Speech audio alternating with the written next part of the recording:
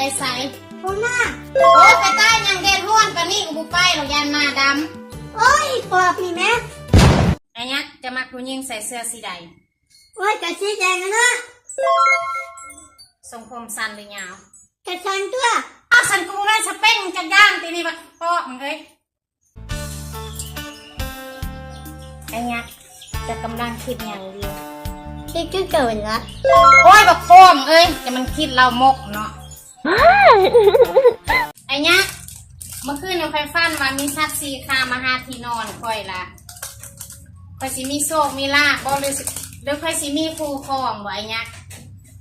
สักนี่ยังเนาะ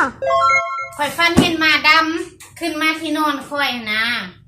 นี่ก็ปอบไปละที่แสกมา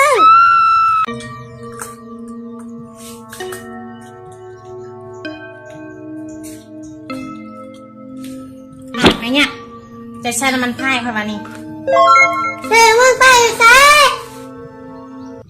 อีหยังละวันนี้อย่าใส่เชลกลัวตีเฮ้ยที่ปอบนี่ไอ้เนี้ยเจ้ายังเมียนที่สุดเฮียบ่แม่นบอกไว้นะบ่แม่นเฮียคือตอบถูกเลยมาขอบมึงคุณนี่ก็